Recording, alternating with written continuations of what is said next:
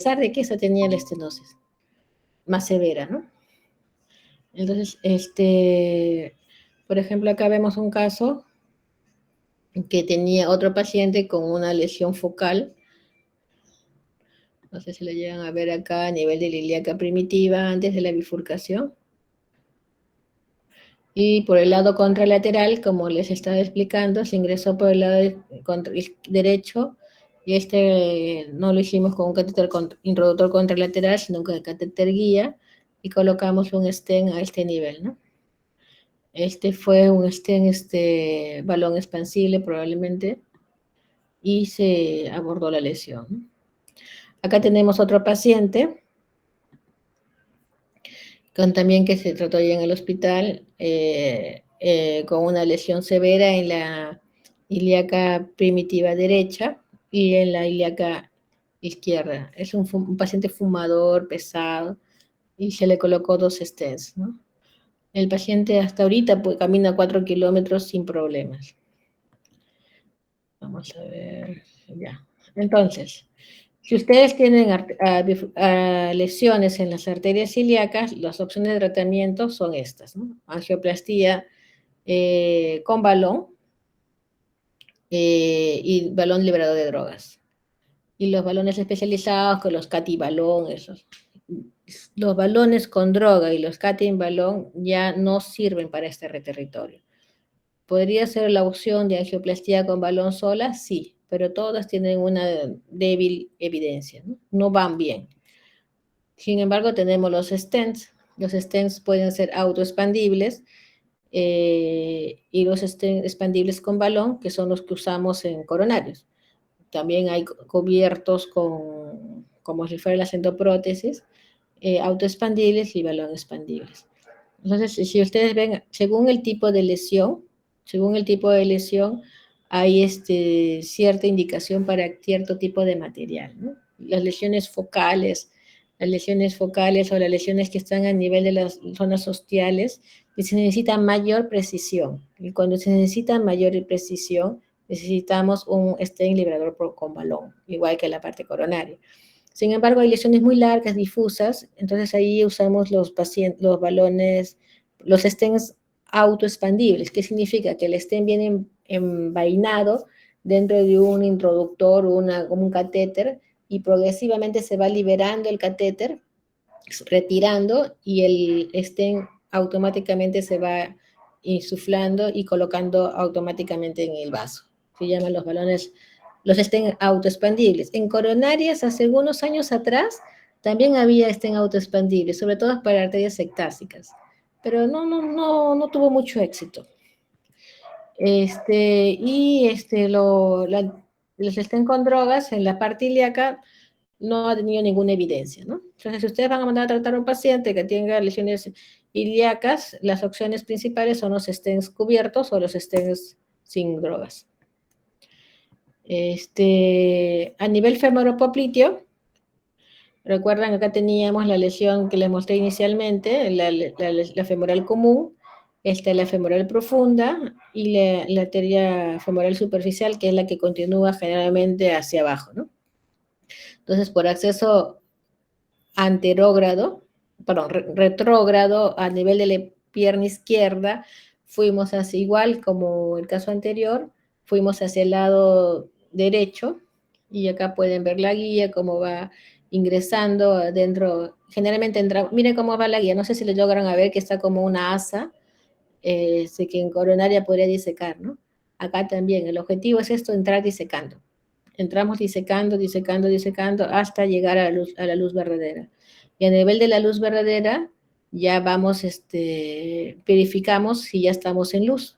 Acá hemos entrado con la guía hasta este nivel y luego intercambiamos la guía por un catéter generalmente diagnóstico y inyectamos para ver si ya estamos en luz verdadera.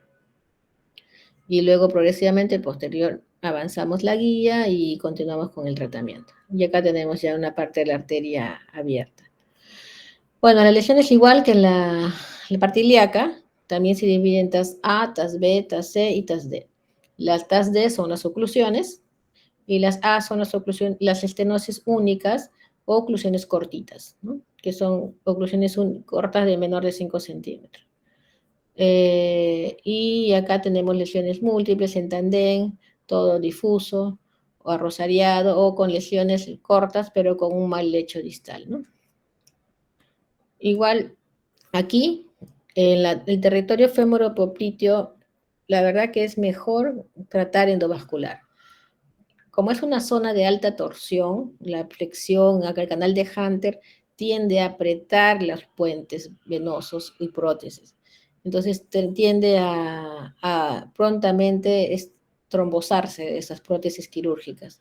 Entonces la primera estrategia siempre es la parte endovascular. Y según el territorio, se usa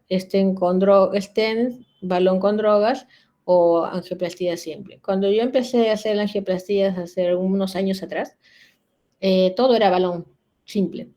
No había los balones con drogas.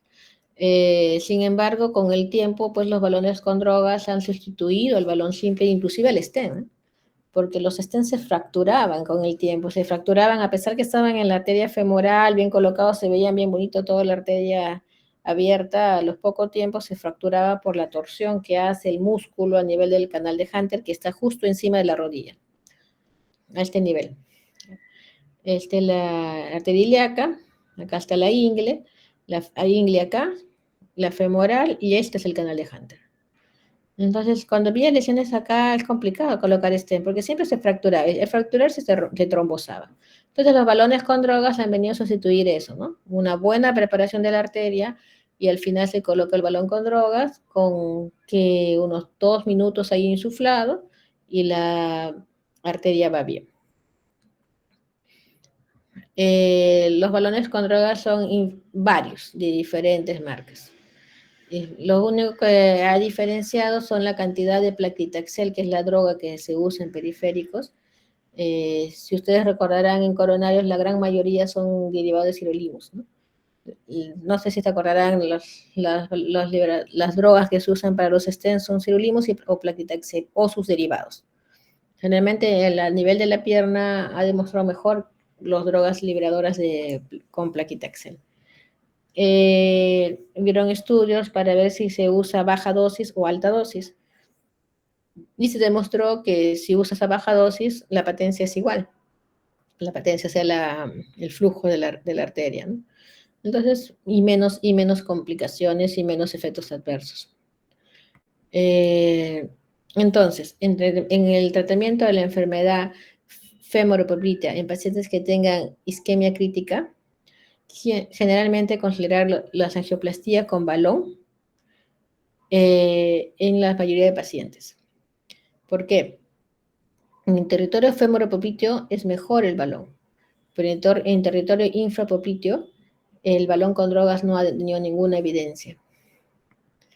Entonces, acá podemos ver lo que tenemos que hacer primero es definir la clínica del paciente, definir si es una isquemia crítica de miembros inferiores, investigar con imágenes, planear la estrategia mejor para el paciente y hacer una revascularización basada en toda esta información anterior.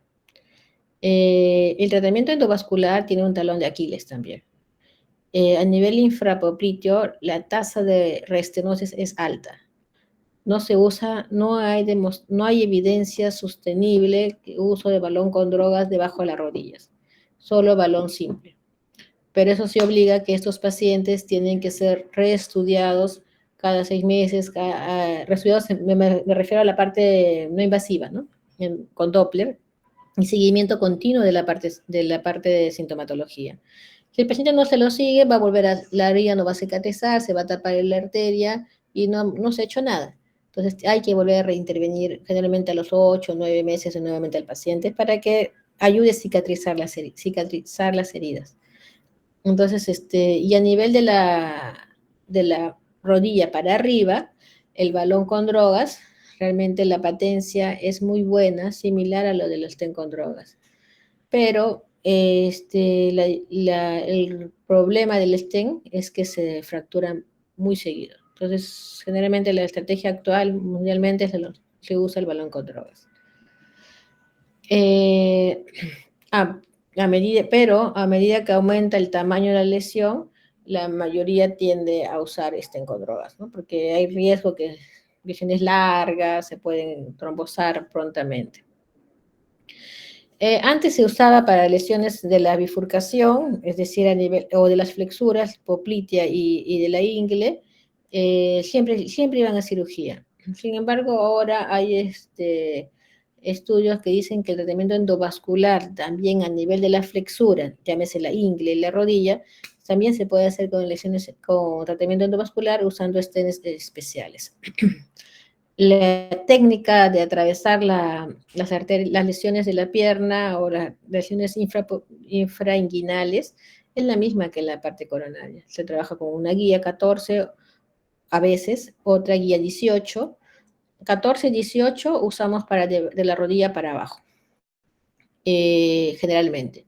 Y de la rodilla para arriba, 35, guías 35, las hidrofílicas, que ustedes han visto que se ingresa, que es solamente para acceso. Algunas guías hidrofílicas, las Rock Runner, las blanquitas, que tienen muy buena penetración, muy buena punta, muy buena hidrofilicidad, y te permite hacer esto, ¿no? Atravesar como si fuera un laberinto las arterias, las partes subocluidas. Y van bien. Por ejemplo, este es un paciente que ustedes lo ven, es aparatoso, ¿no? La herida, todo rojo. Pero esta es su anatomía, miren. No se ve tan feo, ¿no? No, no tiene tibial anterior. Y esta es la parte de la tibial posterior, que está enferma. Y la parte distal, tercio medio distal, también enferma. Y acá a nivel del tobillo, debajo del malleolo, también está enferma. Se trató al paciente solamente con balones, sin drogas, y esta es la arteria permeabilizada, ¿no? En todo su trayecto. Este es el paciente, se amputaron los dedos tercero, cuarto y quinto, pero pudo mantener el pie. La enfermedad no siguió avanzando. Y este paciente pues camina con ayuda de una prótesis, pero ya mantiene el miembro, ¿no? Este es un 8 meses de seguimiento. Durante, como les dije al inicio, según las diferentes especialidades que abordan la parte periférica, se han ido utilizando diferentes técnicas, ¿no? Algunos tienen por la misma escuela, tiene tendencia a utilizar más una técnica que otra. Sin embargo, todas las técnicas son válidas con la especialidad que sea, con tal que salvar al paciente, ¿no? El tratamiento médico coadyuvante, muchas veces han visto algunos pacientes que usan pentoxifilina cuando están con claudicación. Sin embargo, la evidencia no ha demostrado ninguna utilidad. Hasta el momento la pentoxifilina no sirve para nada, sino que llenar más pastillas al paciente. El cilostazol es útil, no cura, pero sí es útil para mejorar sintomatología. Es un vasodilatador y tiene cierto patrón antiagregante plaquetario en pacientes claudicantes, pero solamente aquellos que caminan. Si el paciente está con cilostazol y no camina, no le va a servir para nada. Las estatinas es para todos los pacientes. Para todos los pacientes deben usar estatinas. Antiagregantes plaquetarios y últimamente se está usando el anticoagulante también, ¿no? Estos son los diferentes trials que analizan el uso de aspirina, clopidogrel, el ticagrelor, inclusive, la asociación de la aspirina, clopidogrel, anticoagulantes y el rivaroxaban a baja dosis asociado a diferentes tipos de pacientes. Como estos son los diferentes trials, este es el Voyager, que fue el último que asoció rivaroxaban más aspirina versus aspirina sola y demostró que esta asociación tenía mayor utilidad en quienes, en pacientes que hayan recibido ya revascularización percutánea o quirúrgica. Posterior a ello, se da el rivaroxaban, pero dosis bajas de 2.5 miligramos, ¿no? Pero esto también tiene su talón de Aquiles, no son para todos los pacientes, ¿no? Se vio que con el rivaroxaban versus el placebo, la incidencia de miembros recuperados o la incidencia de amputaciones era menor cuando se usaba con rivaroxaban. Y cuando veíamos el riesgo de sangrado, era similar al placebo, ¿no? Sin embargo, pues no se usó a todos los pacientes, hubieron muchas exclusiones. Todavía faltan algunos estudios adicionales para poder extrapolar la población en general. Siempre hay que tener cierto cuidado con el sangrado. Este gráfico es bonito porque acá divide la enfermedad crónica en sintomática y asintomática. Cuando ustedes hacen ya su Doppler arterial femoral, hacen el Doppler que tienen que hacer, el cardiólogo ahora tiene que salir sabiendo hacer Doppler periférico. Es una obligación para poder hacer los barridos de los pacientes, ¿no? Entonces, los pacientes con enfermedad arterial periférica, todos tienen que recibir estatinas. El paciente sintomático se le puede dar aspirina más rivaroxaban o clopidogrel solo o aspirina. El paciente asintomático no necesita recibir este tratamiento antitrombótico siempre y cuando no tenga síntomas y no tenga otro sistema vascular comprometido. Y en los periodos de revascularización, el paciente puede recibir la triple terapia o solamente cuando es endovascular por un mes, y la quirúrgica, cuando es el tratamiento quirúrgico, aspirina más rivaroxaban. Y luego de eso continúa con aspirina o con clopidogrel. Como les mencioné, en el mundo real, los pacientes estudiados en el estudio Voyager solo representa el 21% de los pacientes que se enferman de la arteria periférica. Usaron stent en el territorio bifropropitio. Las lesiones cortas no siempre se tratan solamente con balón, se puede utilizar stents. ¿Qué pasa con las lesiones ilíacas, que son lesiones TAS-C y TAS-D? Ahora se usa el tratamiento endovascular, pero hay que tener cuidado con la restenosis. Lo femoral también. Para el 2023 se está estipulando que el tratamiento endovascular de la arteria femoral común sea percutáneo. Hay estudios que están corriendo.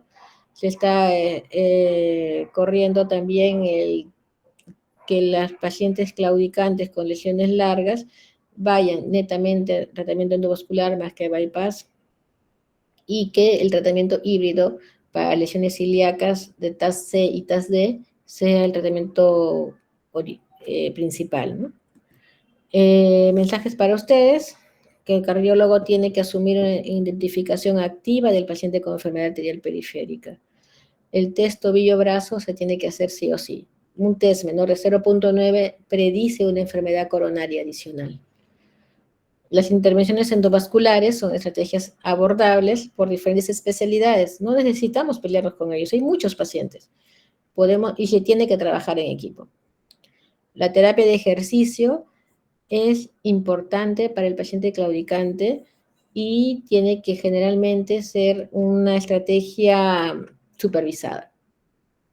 No todo claudicante debe recibir tratamiento endovascular o quirúrgico. Puede quedarse con tratamiento médico mucho tiempo, pero con un seguimiento vigilante y cercano, ¿no? Pero sí, toda isquemia crítica de miembros inferiores hay que intervenir precozmente, porque las isquemias críticas hay que tratar si no hay pérdida de miembro. Y recuerden, no pueden mandar a un paciente a amputar. Cuando les manden un riesgo quirúrgico a ustedes, no pueden, si ese paciente no ha sido evaluado las arterias, la anatomía, ustedes son cómplices que vaya a perder la pierna a este paciente. Bueno, ¿está ahí alguna pregunta? A ver, ¿quién está de Ravagliati? ¿Hola? ¿No han venido mis residentes? Doctora, buenas noches. Habla. Gonzalo. Sí, doctora, buenas noches. Hola, Gonzalo, ¿alguna pregunta? Eh, bueno, solo lo que se mencionó que es muy importante que todo cardiólogo clínico ahora salga caminando, ¿no? Una buena evaluación a nivel de miembros inferiores, pero hasta el momento creo, no sé si es que esto se ha implementado, ¿no? En todos los hospitales, debería ser muy importante, ¿no? Que agregar. Este, por otra parte,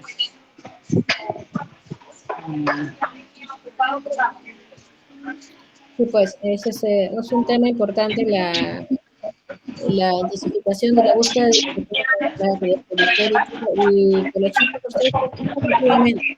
Muchos, esta lección gracias. Ahora la mayoría de ecógrafos tienen los Doppler vasculares que no son utilizados muchas veces en los departamentos de cardiología. Pero, sin embargo, es algo que es hasta intuitivo. Comienzas a hacer un caso, dos casos, tres casos y te das cuenta cómo se mueve la sonda del Doppler vascular y es muy parecido a la enfermedad coronaria. La verdad que yo les invito a ir probando uno a uno y haciendo mano y la verdad que es un área muy interesante. Bueno. Doctora, una consulta. Y en cuanto al uso de las estatinas, debe iniciarse también con dosis de estatinas de alta densidad, de dosis de estatinas de alta densidad. Sí. O puede iniciarse a dosis más bajas. No, sí. El objetivo es igual de la parte coronaria. El objetivo se puede iniciar en pacientes con isquemia crítica de miembros inferiores, atorvastatina de 80 miligramos, según la edad lo permita, y en los pacientes crónicos, atorvastatina de 40, ¿no? Pero, como siempre, el objetivo es el target, es el LDL, ¿no? Pero una vez conseguido un LDL objetivo, se tienen que mantener con dosis de mantenimiento de todas maneras de atorvastatina. Hay algunos pacientes, pues, que no tienen buenos lechos, igual que coronarios, y se deja con atorvastatina 40 miligramos, que puedan tolerar, porque muchos hacen el problema del dolor muscular, ¿no? Entonces ahí hay que jugar síntomas y beneficios, pero sí, todos tienen que recibir estatinas, todo el mundo. Ya. Ahora vamos a hablar un poco de las carótidas. El tratamiento de la enfermedad carotidia, como les dije en un cuadro inicial, vieron que la interrelación de la enfermedad cerebrovascular de miembros inferiores y la enfermedad coronaria están muy relacionados porque es una misma enfermedad, es la enfermedad aterosclerótica. La carótida son arterias que ven acá, esta es la carótida común, la carótida externa, que siempre es la que tiene ramitas, y la carótida interna, que es la que va hacia el cerebro, ¿no? A este nivel es donde está el bulbo carotídeo, que acá está con placa. Esto debería ser así gordito aquí y irse hacia arriba, ¿no? Y acá vemos una lesión severa y acá está una lesión con este. Entonces, la patogénesis del accidente cerebrovascular es lo que queremos disminuir tratando las enfermedades carotídeas. Generalmente pueden tener como ser consecuentes a una enfermedad carotidia cuando una placa de la arteria ha liberado cierto émbolo hacia la parte cerebral. A veces son pequeñitos que se diagnostican por ataques isquémicos transitorios o por las oclusiones, pérdidas súbitas de visión, ¿no? Y otros son mayores que los conocidos ACV isquémicos ya que todos manejan, ¿no? ¿Cómo detectarlo? Igual, con el Doppler. El Doppler de la carótida es súper interesante, es bien bonito hacerle el Doppler carotídeo. Tienen el abordaje anterior por encima, delante del esternocleidomastoideo, o el abordaje posterior detrás de donde ustedes pueden ver la misma anatomía que ven acá, así tan dibujito, así igualito se ve. Y se ve clarita la parte de las placas, ven los engrosamientos intimales, y la variabilidad del flujo el flujo sanguíneo, como aumenta post-estenosis, y eso nos traduce la estabilidad de la lesión. Acá más o menos, acá tenemos un Doppler, acá podemos ver una placa, y tenemos también la angiotomografía, que ahora nos da también con cortes axiales y nos puede decir la densidad de la placa que contiene, si es una placa mixta o es una placa calcificada, una placa blanda, que lo cual aumenta el riesgo de embolización, ¿no? Y la angioresonancia, que también es interesante para algunos pacientes, solo que tiene la limitación que no nos da la calcificación de las paredes, ¿no? ¿En quiénes sospechar? Igual, los pacientes que tienen enfermedad coronaria o los que tienen enfermedad periférica. Los pacientes que tienen enfermedad periférica, 20% de ellos van a tener enfermedad carotidia. Los pacientes que tienen enfermedad coronaria, más o menos un 16, ¿cuánto es? 17%, no, 10% van a tener también enfermedad carotidia concomitante. El 10% de pacientes con enfermedad coronaria tienen enfermedad carotidia. Hay que buscarlos, ¿no? ¿Cuándo tratar y cómo se define? Los pacientes, en la carótida tiene mucho que ver la sintomatología del paciente. No es mucho en coronarias que se ve 70%, 80%. Acá tiene que ver mucho la sintomatología. ¿Sí? ¿Por qué? Porque tocar una placa a nivel carotidio implica cierto riesgo, riesgo de embolización. Entonces ahí sí hay que valorar bien si vale la pena tratar o no tratar. Si tú tocas una placa que es intermedia, el riesgo de embolización puede ser alto, a pesar de que no tenga obstrucción de flujo, porque uno aplasta la placa contra la pared.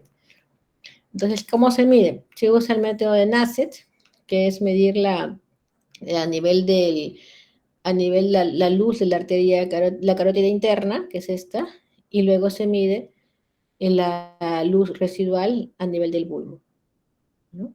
Y de acuerdo a esto se saca el porcentaje de estenosis. Como ven acá abajo, a mayor estenosis, mayor riesgo de eventos isquémicos. Entonces, hice un resumen acá para que se les sea fácil de quedar. En pacientes asintomáticos son aquellos definidos que no hayan tenido síntomas en los 6 meses previos a la evaluación. Si en los 6 meses previos no han tenido síntomas, es un paciente asintomático. Así ha tenido un infarto cerebral hace 10 años. Es un asintomático para la clasificación. Las estenosis en los pacientes asintomáticos tienen que ser mayores del 70% por tomografía o resonancia o por ultrasonido. Y por el ultrasonido, cuando ustedes ponen el Doppler posterior a la lesión, es decir, en la carótida interna, van a ver un pico de la velocidad sistólica que es más allá en 2 metros, ¿no? Normalmente la velocidad sistólica es entre 70, 80, algunos son 100 centímetros por segundo. Entonces, básicamente se duplica. Y también se ve la velocidad de fin de diástole elevada. Y sin embargo, en los pacientes sintomáticos, o sea, aquellos que han tenido desde un TIA, un ojo que se les perdió la visión un ratito, qué sé yo, la estenosis no tiene que ser 70%, sino solamente 50% ya es indicación de tratamiento. Las opciones también varían desde el tratamiento médico, quirúrgico y el tratamiento endovascular, ¿no? Acá se habla del riesgo quirúrgico del paciente y el riesgo de la angioplastía. Meter acá una guía, pasar un balón, alto riesgo de embolización. Y en este tipo de pacientes también es difícil operar, ¿no? Entonces hay que valorar el paciente para ver cuál es la terapia que mejor le aborda al paciente. Después de esta angioplastía, podemos tener esta embolización, ¿no? A nivel carotidio, nosotros usamos lo que se llama los filtros carotidios. En Latinoamérica existen diferentes sistemas de protección para el cerebro. Sin embargo, acá en Perú solo tenemos el filtro de protección distal. ¿Qué es esto? Por ejemplo, este es un caso que hicimos. Ven acá esta es la carótida externa, que ven llena de ramas, y la carótida interna es esta, ¿no? Que sube hasta el cerebro. Acá ven una cosa así, un redondito. Este redondito viene a ser esta parte distal del paraguas. Esto viene a ser como un filtro, ¿no? Como un filtro de té, algo así, pero en realidad no es un filtro de té, ¿no? Sino que es como una malla que trata de retener los detritus que se liberan de colocar el stent acá. Los stents a nivel carotidio son stents largos que abarcan no solamente la parte de la carótida interna, sino también la parte de la carótida común, para que se pueda anclar. Y estos stents son stents autoexpandibles. que se van adaptando al tamaño del vaso. Si el vaso es muy grueso, el stent se va a cortar. Si el vaso es delgado, el stent se va a alargar. Entonces acá pueden ver cómo de acá está la parte del stent colocado, esto era así y terminó siendo esto, ¿no? Y este filtro luego se retira, no se queda ahí, se retira y a veces puedes retirar con esto, ¿no? En el tratamiento para los pacientes con enfermedad carotidia, se usa los que tienen stent un mes, la doble integración plaquetaria, y luego se quedan con aspirina con clopidogrel. Acá sí los asintomáticos sí tienen que usar aspirina o clopidogrel, uno de los dos. En los asintomáticos. Si tienes una carótida que es 30%, tienes que darle un antiagregante. Y los quirúrgicos solamente uno de ellos. Hay que valorar la tecnología que tengamos en nuestra institución, si la infraestructura es adecuada, porque nos vale tener un angiógrafo y no tenemos el material, como está ocurriendo con nosotros ahorita en el hospital. De ver el tipo de paciente y ver las consecuencias, ¿no? Diferentes estudios, no los voy a aburrir con esto, para que ustedes lo revisen luego. Solamente les voy a dar algunas pautas para que ustedes tengan, ¿no? En los sintomáticos, como ya dijimos, hay que definir la lesión y el tipo de arteria a tratar. Lesión mayor de 50%, en sintomático hay que tratar sí o sí. Hay estudios que vieron el seguimiento a largo plazo en los sintomáticos y vieron que en los pacientes que en el seguimiento, aquellos pacientes que iban a stent podrían tener una cierta diferencia a favor de la endarterectomía, ¿no? Los sintomáticos. Pero sin embargo, en endarterectomía había mayor incidencia de infarto miocardio perioperatorio, había mayor incidencia de algunos casos de puntos combinados. Entonces se vio que si tenía más infarto miocardio, al final se iban y tenía mayor riesgo. Como siempre hay que valorar el tipo de paciente.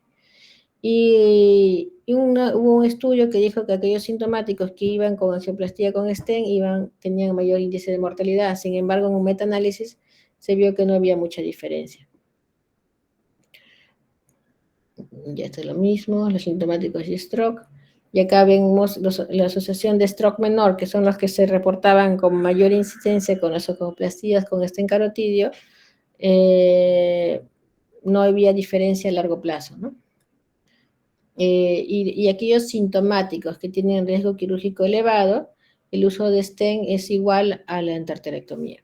Entonces, es una buena estrategia usar la angioplastía con stent carotidio en pacientes con riesgo quirúrgico elevado. En los pacientes asintomáticos, acá tenemos otro paciente, igual con una lesión más focalizada. Acá le estamos colocando el filtro, el que está acá arriba. Acá está el stent. No sé si lo llegan a ver, y acá, no sé si se llega a ver la liberación. Y acá este punto negro es la parte del stent, y este punto blanco es la capa que se va jalando progresivamente y el stent se va liberando. Y este es el resultado final, ¿no? Acá lo ven el stent colocado. No necesita expandir bien. Algunos se puede hacer una dilatación post-angioplastía, pero no es necesario. Lo que necesitamos solamente es que haya mejor flujo y que la placa esté colocada detrás entre el stent y la pared. Si uno hace a veces mucha fuerza y abre el stent más, puede hacer protrusión de placa desde la pared por dentro de los straps del stent y aumentar el riesgo de embolización. Lo único que necesitamos en la angioplastía carotidia es tener mejor flujo y un diámetro aceptable, claro, ¿no? Entonces, ¿quiénes son aquellos que tienen alto riesgo quirúrgico? ¿En quién debemos pensar probablemente en un tratamiento percutáneo? Los viejitos, los que tienen enfermedad cardíaca concomitante, EPOC, oclusión carótida interna contralateral, que ya han sido operados antes o que tengan o que hayan tenido radioterapia, esas cosas, ¿no? Y los altos riesgos de stroke son aquellos que tengan un TIA contralateral, que tengan imágenes de infartos silentes, que tengan imágenes de progresión rápida de la estenosis o que hayan tenido en el Doppler transcraneal se veía embolización hacia la arteria, ¿no? O que haya hemorragia intraplaca. El tratamiento médico de por sí estabiliza la placa, pero no la cura. Se dice que se puede usar rosuvastatina, que disminuye la vulnerabilidad de la placa, pero no hay nada cierto al final, ¿no? Entonces, acá un resumen para ustedes: enfermedad carotidia, menor de 60%, y es asintomático, tratamiento conservador. De 60 a 99%, valorar la esperanza de vida y considerar la revascularización de acuerdo a la endemilización del paciente. Las arterias ocluidas no se tratan. Si ya está ocluida la arteria y tiene mucho tiempo de oclusión, no tocarlo, porque eso aumenta el riesgo de embolización. En los sintomáticos, el punto de corte es 50%. Más de 50% tratar, y acá más de 70% generalmente se usa ahora actualmente. Y considerar la revascularización de acuerdo al tipo de paciente, ¿no? Esto es un poco más de lo mismo, el tipo, un poco de endarterectomía o percutáneo. Y esto que algo que quiero que tengan en cuenta, ¿no? A veces hay strokes que no se le hace la ecocarotidia, se le hace la ecocardíaca y nunca se encuentra algo significante. Pero se ha visto que aquellas pequeñas placas o placas no severas, o sea, no es una lesión estenótica y solamente tiene 20-30% de la carótida, pero puede ser que esa placa tenga una hemorragia intraplaca y se haya roto y haya liberado algún trombo. Entonces esos pacientes hay que ya tratarlos, por eso que se estipula dar aspirina y estatinas tempranamente, a diferencia de lo que pasa con la enfermedad arterial de los miembros inferiores. Entonces, inclusive esto, si no se trata, aumenta el riesgo de demencia vascular, ¿no? Con carótidas no tan severas, por decir. Listo, eso es todo lo que tenía que decirles. ¿Alguna pregunta? ¿Les quedó claro o no les quedó nada claro?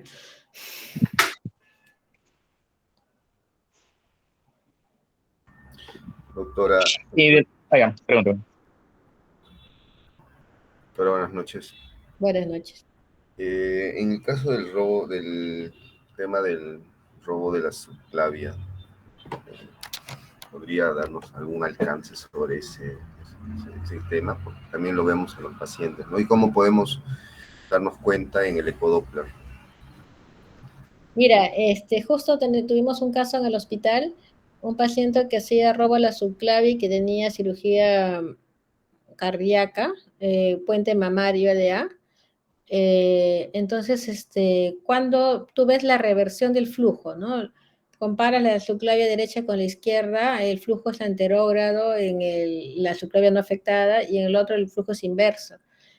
Lo que pasa es que la circulación, la subclavia y la vertebral se unen arriba, las dos vertebrales, en la arteria basilar. No sé si recordarán.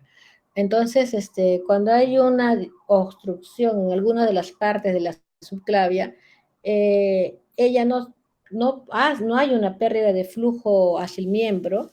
Entonces, ¿qué hacen? Roban del otro lado, generalmente de la vertebral contralateral o a veces de la mamaria, ¿no? En este caso, este paciente, por ejemplo, que les menciono, tenía mareos, síncopes y angor. Lo estudiamos y tenía una lesión severa en la subclavia proximal a la vertebral. No sé si me siguen, sí, ¿no? Después la mamaria, la vertebral hacia arriba y la mamaria hacia abajo, ¿no? Y proximal a esta, entre la mamaria y la aorta, tenía una lesión.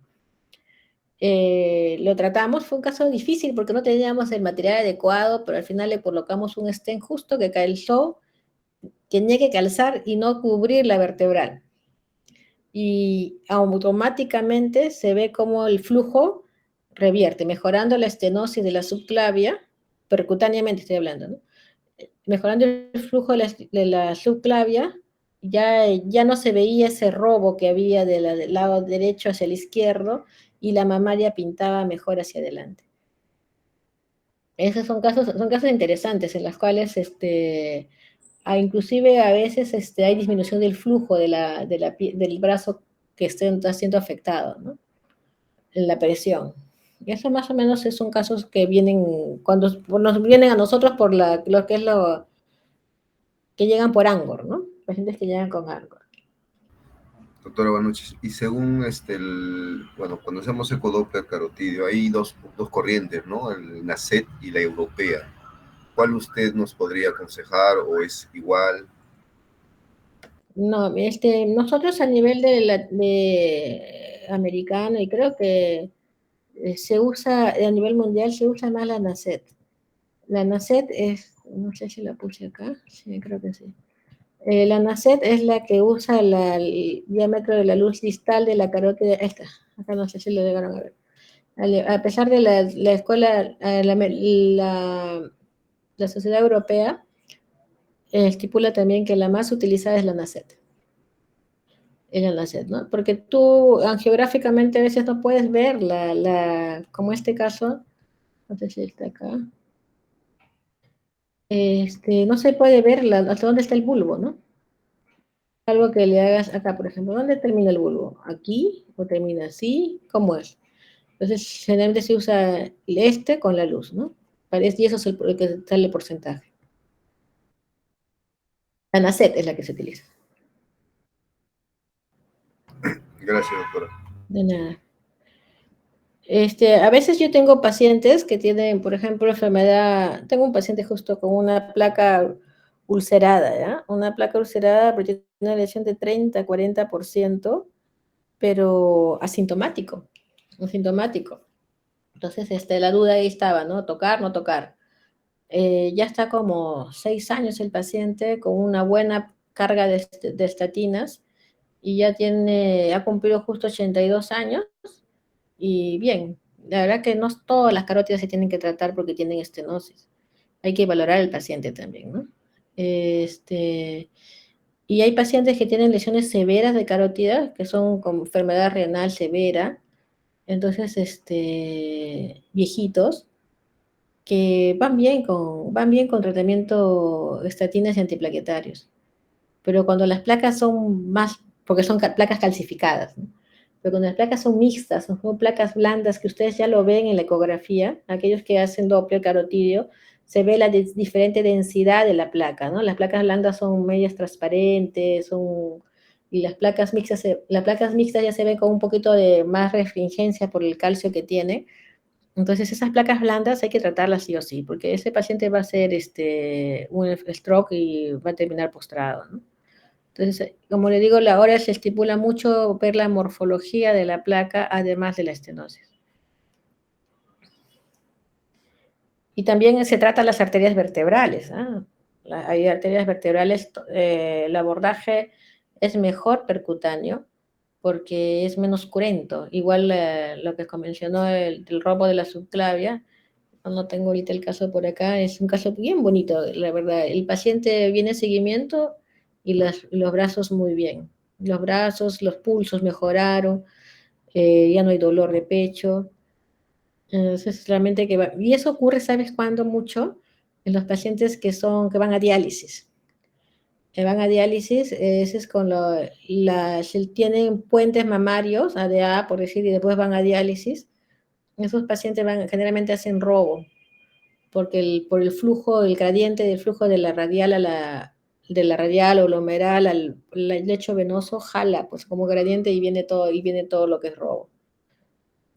Son casos súper interesantes. Pero es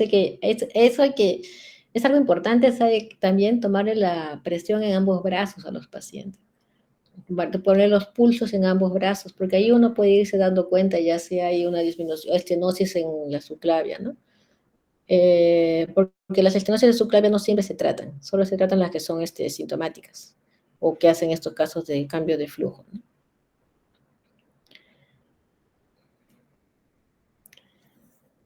Listo. Gonzalo, ¿ibas a preguntar algo? Sí, doctora, un poco acerca de los pacientes ambulatorios, un poco para aclarar el punto, ¿cuál sería el paciente o las mínimas características clínicas que tendría que tener para yo pedirle un ecodoppler carotidio? ¿Simplemente con factores de riesgo o tendría que tener algún antecedente cardiovascular, enfermedad batería periférica, o qué Mira, mínima tendría que tener. mira, generalmente es esto, mira. Los pacientes, la estenosis carotídea en rojo. Paciente con enfermedad de miembros inferiores, además diabético, que es fumador y que tenga, a veces sabes que no hacen el cuadro clínico de hemiparesia, hemiplegia, eso no hacen, ¿no? Sino que hacen cambios de caracteres, el paciente te dice, no, no, la esposa te dice, cambió de un momento a otro el carácter, es insoportable. Entonces, a veces están haciendo embolias frontales y que nadie los detecta, ¿no? Esos pacientes ya hay que mandarle su ecocarotídeo. Hay que mandarle su ecocarotídeo de todas maneras. O sea, hay que sospechar como una enfermedad aterosclerótica. No se hace de screening. Se sugiere que a mayores de 50 años tiene que sospecharse, de acuerdo a los factores de riesgo, ¿no? Nosotros, tú habrás visto, Gonzalo, que has ido a hacer un par de consultas al hospital, en consultorio, no se hace de rutina. Generalmente se hace en aquellos pacientes que tienen cierta sospecha clínica, ¿no? Clínica como sintomatología nueva o que tengan una enfermedad concomitante en otro lado. Porque si tú no tienes ninguna sospecha sintomática, si es asintomático el paciente, no lo vas a tratar hasta que esté bien ocluido o vas a mirarlo nada más, ¿no? Pero generalmente es bueno mapearlo, ¿no? Y doctora, y en esos pacientes que están hospitalizados y que por los prequirúrgicos detectamos en el Doppler carotídeo una lesión de 70%, a pesar de que el paciente no tiene síntomas, ahí seguimos el algoritmo que nos ha indicado acá, que son Sí, asintomáticos, ¿no? sí, son sintomáticos. Sí, hubo un tiempo que se hacía la revascularización concomitante, que se trataba la carótida y concomitantemente las coronarias, ¿no? A veces se hacía previamente la carótida como para que con el momento de la bomba no tenga problemas, pero se vio que a largo plazo no pasaba nada, era peor tratarlos porque movilizábamos la placa. Entonces, solamente si son sintomáticos. Ok, doctor, gracias. Ujú.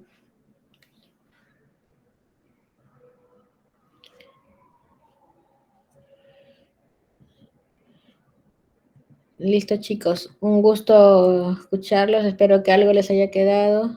Cualquier cosa, ahí a través de Gonzalo o cualquier cosa me pueden escribir nada más. Estamos para apoyarlos. Cuídense, ya saben, agarren el traductor vascular de sus hospitales. Cuídense. Gracias. Hasta luego. Gracias. No, gracias. Gracias. Gracias. Gracias. Gracias, doctora. Chao, Alan. Chao, hasta luego. Gracias a todos.